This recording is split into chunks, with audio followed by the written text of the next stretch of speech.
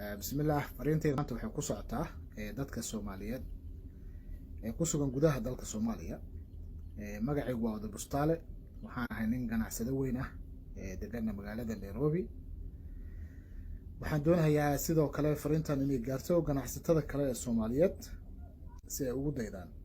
bariyahan waxaa jira xanuun adduunka oo dhan ka qiilisiiyay oo farabacan ku haya dalka Soomaaliya oo soo gaaray dawladda Soomaaliya waxay ku baaqaysay dadka inay guryahooda joogaan kala fogaadaan dadkeena waxay u badan yihiin dad danyar ah oo aanan awoodin inay guriga joogaan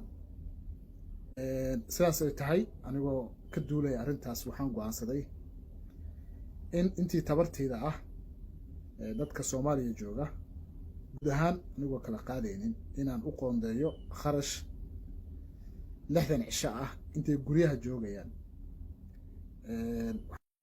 marka waxaan doonayaa waxay tahay ilaa iyo 3 milyan 4 milyan oo ruux inaan min $30 maalintii u qoondeeyo si ay guryaha u joogaan marka waxaan doonayaa waxay tahay qoysaska inaan siiyo $30 halka dadka singleska ah aan siin doono inta u dhaxayso $10 ilaa $15 maalintii si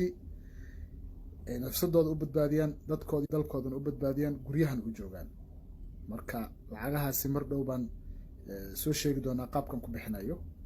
telefonkayga Nairobi ayaa shaashada ku soo qori doona fadlan waxaan ka codsanayaa guryihiina jooga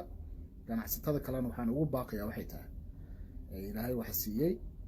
inay iyaguna dadkooda u gargaaraan muddadan 60 cisho dadka guryaha joogayaana masruufkooda ay kafaala qaadaan وأنا سنتهين السلام عليكم ورحمة الله وبركاته.